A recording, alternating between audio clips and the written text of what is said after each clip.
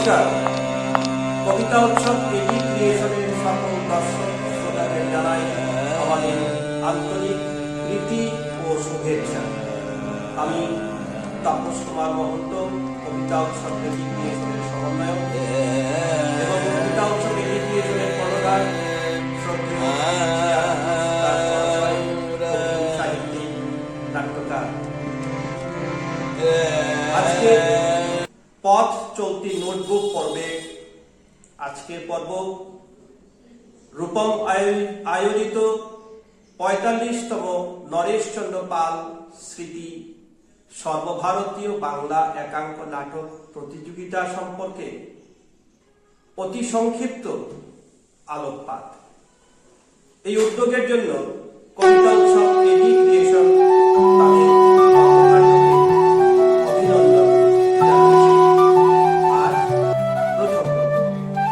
হাঁটি হাঁটি পাপা করে ৪৫ বছর আসামের শিলচরের রূপম সাংস্কৃতিক নাট্য সংস্থার ঐতিহ্যবাহী রূপম সংগঠনের দৃশ্যকাব্যের নান্দনিক বিকাশের নিরন্তর শ্রম, মনন, নিষ্ঠা, অনুশীলন, রূপমের মহাযজ্ঞের প্রয়াস দেখে আমাদেরকে মোহচ্ছন্ন করে রেখেছে। ১৯৭৫ সাল থেকেই যাত্রাপথে নানা প্রতিকূলতার ঝড় ঝঞ্ঝার চতুর্বিধি এরা ক্রমাগত অনুশীলনের শিল্পীরা উত্তরণের ভূমিতে দাঁড়িয়ে তারা ভারতবর্ষের নাট্য আন্দোলনের শরীর কুশীলবেরা। সেই সঙ্গে শত গোলাপের শ্রদ্ধা জানাচ্ছি।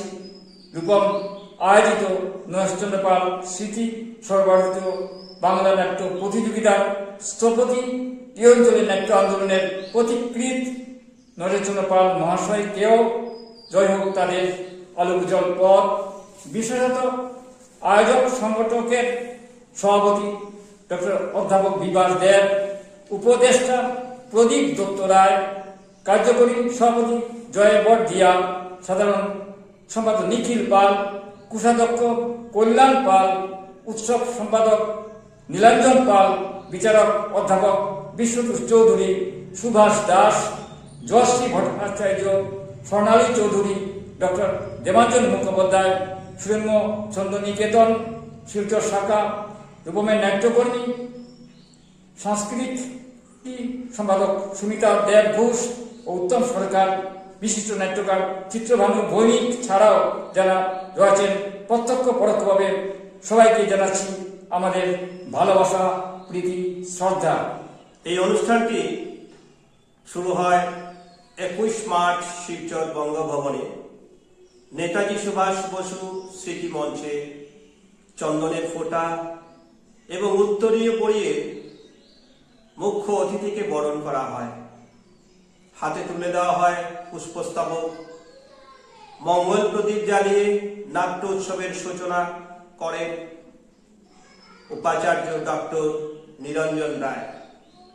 সঙ্গে ছিলেন আয়োজক সংগঠনের সভাপতি অধ্যাপক বিভাস দেব, উপদেষ্টা প্রদীপ দত্ত রায়, কার্যকরী সভাপতি জয় বড়দিয়া, সাধারণ সম্পাদক নিখিল পাল, কোষাধ্যক্ষ কল্যাণ পাল, উৎসব সম্পাদক নীলাঞ্জন পাল, বিচারক অধ্যাপক বিশ্বতোষ চৌধুরী, সুভাষ দাস, জয়শ্রী ভট্টাচার্য, স্বর্ণালী চৌধুরী প্রমুখ। উদ্বোধনী পর্বে নাচ, গান এবং বিশেষ করে বিশ্ব কবিতা দিবসে সুরম্য ছন্দ নিকেতন শিলচর শাখা এবং রূপমের অনুষ্ঠান ছিল। এই প্রতিযোগিতায় আমরা জানতে পারি সর্বভারতীয় স্তর থেকে মোট ৩৮টি দল এই অনুষ্ঠানে যোগদান করে। পশ্চিমবঙ্গ, ত্রিপুরা, আসাম এবং আরো অন্যান্য জায়গা থেকে এই অনুষ্ঠানে যোগদান করে। একটি প্রদর্শনী নাটকও ছিল, পূর্ণাঙ্গ নাটক নকশি কাঁথার মাঠ, প্রযোজনা করেছেন চিত্তপট হাওড়া। বক্সিকাটার মাঠ একটি নাটক। আজকের জীবনে, আজকের দিনে, আজকের প্রেক্ষাপটে ভালোবাসার যে ধরনটা এবং বিংশ শতাব্দীর গোড়ার দিকে যে প্রেমের যে গঠনটা বা ধরনটা, সেই তফাৎটা আমরা যদি আজকে এই নাটকের দেখার পর আলোচনা করতে থাকি, জানবো যে অনেক পার্থক্য আছে আজকের দিনের সঙ্গে। আমাদের সঙ্গে উপস্থিত আছেন, আমাদের সঙ্গে আছেন নাট্যকার শ্রী আশুতোষ দাস মহাশয়। উনি ওনার প্রথম জীবনে নাটকের সঙ্গে অনেক কাজ করেছেন। ওনার চিত্রনাটক আছে, বেতার নাটক আছে। উনি এই নাটকটাকে কিভাবে দেখেন, এই শিল্পকলাকে উনি কিভাবে দেখেছেন, ওনার থেকে জানবো একটুখানি নাটকের বিষয়। আমি মূলত কবিতার সঙ্গে আমার বসবাস। আমি নাটকের সঙ্গে জড়িয়ে পড়ি 80 দশকে। বাদল সরকারের তৃতীয় নাটক আন্দোলনের সঙ্গে আমি যুক্ত হয়ে পড়ি। হাইলাকান্দি শহরে দেবাশিস চক্রবর্তী, সুভাষিস মন্ত্রের কর্মশালায় আমি যোগদান করি এবং পরবর্তী সময়ে আমি অনেক ধরনের পরীক্ষা নিরীক্ষামূলক নাটক লিখি। সদা নাটক লিখেছি, বাবা গেছেন জঙ্গলে, রাজা আসেন মৃগয়ায়, কাব্য নাটক লিখেছি, কমলা জিজ্ঞাসা, মঞ্চ নাটক লিখেছি, একটি গুজবের রূপকথা। এবং নাটক ছাড়াও আমি ফিল্মে অনেকগুলো চিত্রায়িত করেছি, প্রায় 12টি ফিল্ম, একটি কাহিনী চিত্র। সেই নাটকে নানান পরীক্ষা নিরীক্ষা করতে গিয়ে আমি এই যে নাটক করেন, নাটক লিখেন, তাদের সমস্ত খবর রাখি আমি। বৃহৎ বাংলা নাটকের চর্চা যারা ছড়িয়ে দিচ্ছেন, এই অঞ্চলের যুগসত্য মেলবন্ধন করে যাচ্ছেন, তাদের খবর রাখি। রূপম এমন একটি সংস্থা, তার পরিচয় আর দেওয়ার অপেক্ষা রাখে না। নিজ গুণে সে ঔজ্জ্বল্য রয়েছে তার।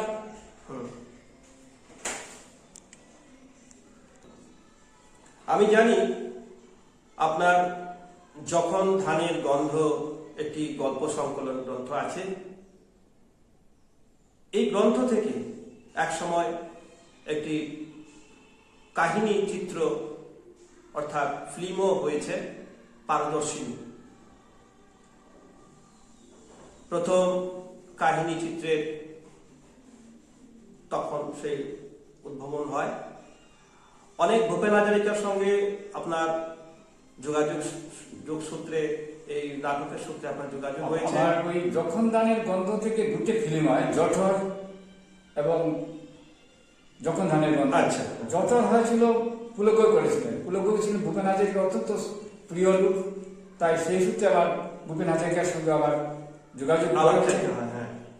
যখন ধানের গন্ধ রাজেন রাজকর বোম্বাই থাকতেন, উনি করেছেন ফিল্মটি যখন ধানের গন্ধ। আমি তার স্বপ্নের পিছা, মুক্তিসন তথ্যচিত্র, এইভাবে প্রথম কাহিনী চিত্র পারদর্শিনী কিন্তু আমার যখন ধানের গন্ধ গল্পে নেই।